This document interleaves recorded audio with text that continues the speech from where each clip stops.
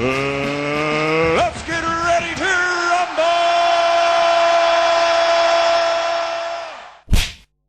Again we start. Let me say my part. Where do we start? Ben Whittaker and Liam Cameron went over the top rope. Fight ended in round 5, technical decision. Whittaker, apparently leg injuries and neck injuries, was taken out of the ring in a wheelchair. Apparently punched a hole in the wall in his changing room. How he did that in a wheelchair, I'm not too sure. Is he really injured? Surely he'd need to be standing on his 2 feet to generate the type of power that could put a hole in the wall from a punch. Then apparently at the airport, he smashed up an enthusiastic fan's phone. Must have been trying to take a photo of him. I mean, you would have expected, and I'm surprised that Ben Shalom hasn't come up and surfaced, or Ben Whittaker's come up and surfaced and filled the vacuum with what's being said about him. You would have expected someone to come out and say, we've got to run that back. The biggest concern is how this situation is being handled. You had 2 Olympic medalists, both signed with Boxer, around the same time. Ben Whittaker and Frazer Clarke. I mean, for crying out, Frazer Clarke got half of his face broken in. And while he hasn't went public, which is understandable, it's horrific injuries.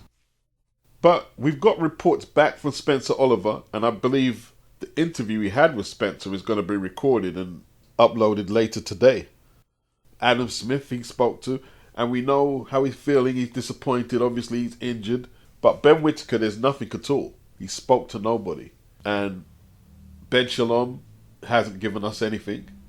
And you have to say, you know, it's not being handled very well. As a boxer, you're supposed to have a little more resolve. Take the rough with the smooth. You had a bad night, even if you quit, you got to explain why you quit. Or if you didn't quit, explain to us that you didn't quit and tell us what happened. And what of Liam Cameron? Was he up on the scorecards? Well, regardless, because of his performance, he got signed to Queensbury. So it was a very productive Saturday for Liam Cameron, not so much for Ben Whittaker. And look, I've got to hold my hands up and apologise to some of you guys on a hangout who was saying that he quit. I'm not saying he did quit, but you got a case. You got a case. You do have a case. You do. I guess I was just in disbelievement that he would go out like that, if he did go out like that. And also, I was incorrect. I thought the fight was stopped during round 5. Apparently, the bell went as they tumbled over the top rope. So it was scored after 5 rounds, 5 completed rounds. Fabio Wardley left a dent in Frazer Clarke's head, finishing the fight in round 1. Observers are alarmed as they see Frazer Clarke's distorted features from the wrecking ball punches from the British champion. So they're saying there were 3 breaks in the left-hand side of Frazer's face. He feared the worst. He thought he had a brain bleed. It says here that it revealed he had a fractured jaw. They didn't mention nothing about the cheekbone. Although Clarke was more concerned, more severe damage had been done in the moment. Frazer's 33 right now, and he was talking to Spencer Oliver, himself a victim of a brain bleed that ended his career against Sergei Defagov, Sky Sports. I remember it, 1998. I don't know if anyone remembers on the hangout, I said I don't like Raven Chapman's nickname, The Omen. It's not because I'm afraid of Duppy, but that was Spencer Oliver's nickname. I remember his promoter, who was a former heavyweight who fought for the British title, Jess Harding. I remember the horror on his face. And he had a lot of fans there, Spencer, and you could just see the trauma the crowd was going through. Jess Harding never promoted after that. I don't think he promoted after that. I think that was his lot.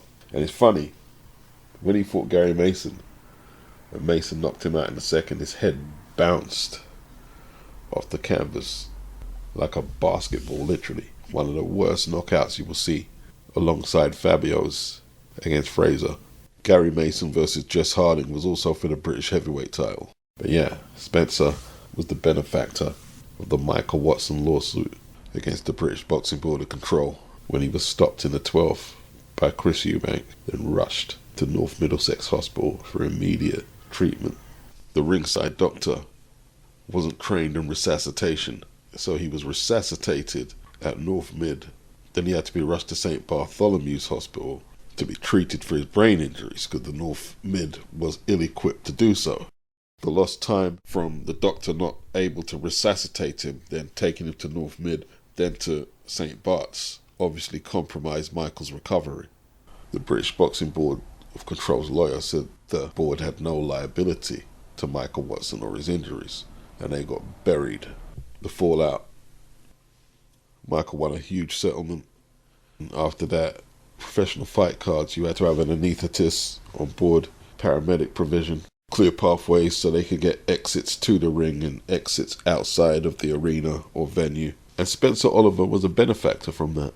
Barry Hearn actually promoted the show where Watson was injured against Eubank, but it was Frank Warren who helped Michael Watson put together his lawsuit, won damages of around £1 million. The board was in serious financial strife. Now, I don't know if Frank was getting them back for what he would say was bad treatment from them when he used to be up against the cartel. The cartel had the board in their proverbial pockets.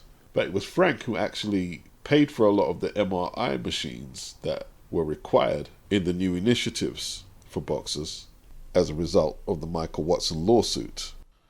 Frank didn't do it entirely out of the kindness of his heart. You got tournament breaks and other perks, and I guess he had the board in his pocket at this stage now. He was the top promoter in the game. Frazer Clarke said when he got hit with that shot, he remembered that it was like a bomb going off in his head, is what he told Spencer Oliver. He felt his face had caved in, so he rubbed his glove on it, and he felt an indent, then started thinking about his kids and his wife. Spencer said him and Frazer are good friends, and he was talking about Spencer's situation when he had a brain bleed. Frazer thought he was going through the same thing that Spencer went through. He said it was a noise he had never heard before because the force of the punch was insane, and he said, I've got a young family, and I'm going to have to go home and think about it. Whatever he chooses to do, he is a great guy, Frazer, and he was gracious in defeat. But with all that has gone on there for Frazer, I'm not sure where that leaves him long term. It was because of the damage inflicted on his face. I've never seen that before. He could be a pundit. He's a great character, great talker. Everybody loves him. So you can see what Spencer wants him to do. Spencer said, as for Frazer getting back in the ring again, I'm not sure I'll ever see that again, to be honest. As a fighter, they are gladiators. And if you have a seed of doubt creeping in, then you are in the wrong place. Fortunately, they didn't have to insert a metal plate into his jaw. Turki Al-Sheikh got the best surgeon to get out of his bed to operate on Frazer straight away. And they went in through the cheek and pushed his cheek back, pushed it back in, so they don't have to fit a metal plate. Unbelievable, the medical attention he received, second to none.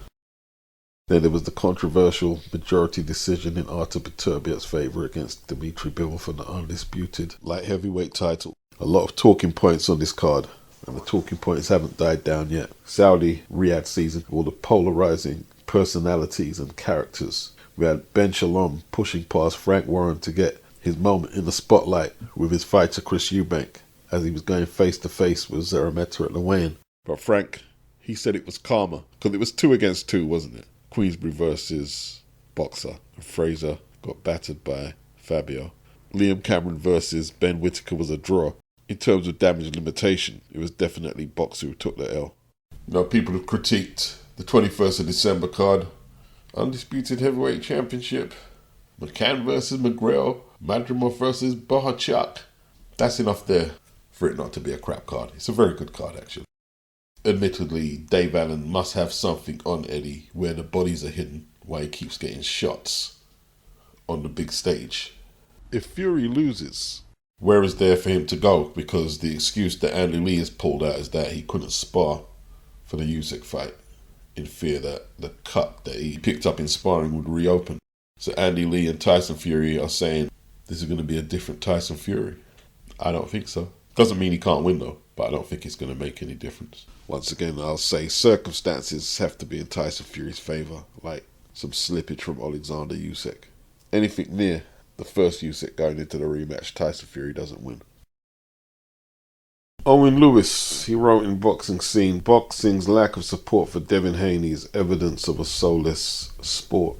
A couple of his talking points when Chris Mannix of The Zone was talking to Sergio Mora. Sergio Mora said it's like getting your ass kicked and then running home and telling your mum. And Sergio Mora is a former professional boxer. Mannix said, we are heading towards the day when a fighter gets badly hurt or killed in the ring, and then the opponent tests positive for a banned substance, and you know what happens. Boxing is done. The Congress is going to get involved. States are going to get involved.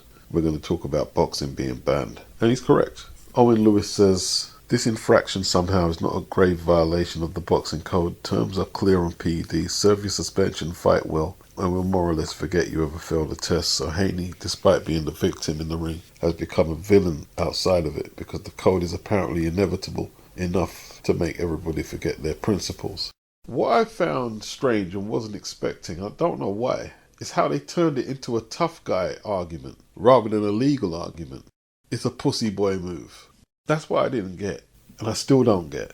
And I wasn't expecting that response, and yeah, it's not only be coming from trolls online, talking about former world champions and current boxers saying it's a pussy move. So when Margarito had the plaster of Paris wraps on his hands, let's say Cotto had went to sue him, that would be a pussy boy move. Or a better example would be if Mosley sued him, because Mosley beat him up after Mosley's trainer examined Margarito's wraps and realised there was something irregular going on. He had to change the wraps and he got beaten up. What if Mosley had sued him? Would that be a pussy boy move? I mean, Mosley won the fight, but technically, in theory, his opponent was trying to maim him. Whether Mosley won the fight or not, surely he would have a case of taking legal action against that boxer. Would that be a pussy move, or would that be Mosley's entitlement to make this cheating motherfucker pay for what he could have potentially did to him? It doesn't matter if Devin got his ass whooped.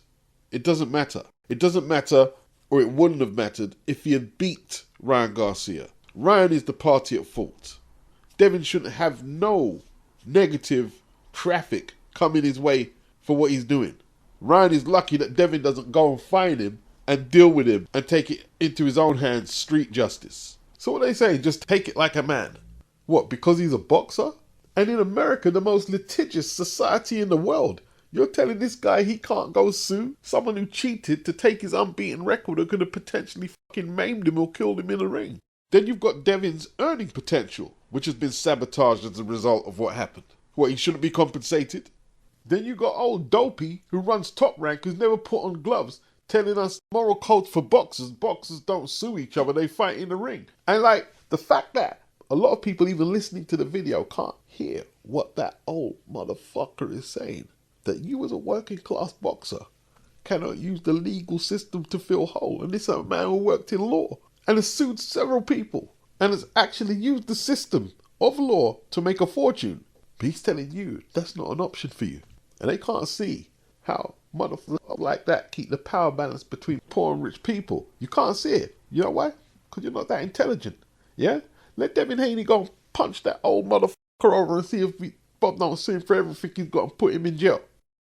Sergio Mora, big grown man, using terms like snitches catch stitches. The quote-unquote powers to be, they want you to carry out mantras like that. No, don't sue, that's not a real man, snitches catch stitches. Yeah? You live in London where the police force has been severely depleted.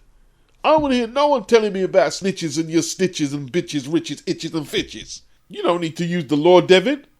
You're a street dude. Even though Devin's not street, you're a street dude. The law is reserved for us well-to-do people who've been making money from off-boxing without taking a punch. From when he jammed up that promoter, that crooked promoter, Roy Conn, in the first Liston Patterson fight, because he was going to take the money from the gates and the closed-circuit TV illegally out of the country and work out a monthly payment to pay Floyd Patterson. And Bob jammed him up for that. And that's how Bob got into boxing. Keep the working class ignorant, innit, Bob? Keep them ignorant. Turn public opinion against Devin, that he's not manly. Devin's obligations to be manly as a boxer stop at the point that he's willing to go in the ring and risk his life. Anything after that, and anything anyone else has got to say, as far as I'm concerned, is nonsense. And for boxers to say that, it's no wonder boxers go broke. With all these macho mantras. It's a pussy move. Is that what you did when your promoter or manager was fleecing your money, or the network? Oh, I won't say anything because I look like a pussy. Alright, we're going to talk about rematch clauses and a potential Dubois-Joshua rematch. Now, I'm going to use some examples that might not make a case for Joshua getting a rematch clause because he's not a champion and he wasn't a champion in the first fight he had with Dubois. He was challenging. But what's the truth? Joshua is the cash cow. Klitschko. He lost his last fight before he fought Joshua in 2015 to Tyson Fury. He had a rematch clause. Tyson Fury didn't fulfill his obligations. When he fought AJ in 2017 for AJ's IBF belt and the vacant WBA belt, he had a rematch clause, which he chose not to exercise and retired. But some people are talking like rematch clauses is something Eddie Hearn invented or modern day boxing invented, when it's not true. I get the argument people want to see Daniel Dubois ideally fight Usyk for undisputed, try and get revenge. But the AJ fight is going to go ahead. Daniel was the champion, and him and Frank Warren agreed to sign a rematch clause because it's lucrative, and with Usyk and Tyson tied up in December, they've got to stay busy. And for Team Dubois and Team Warren, AJ is a fight that is winnable looking at the first fight. And where else can you get a bag like that unless you're fighting the winner of Usyk and Fury?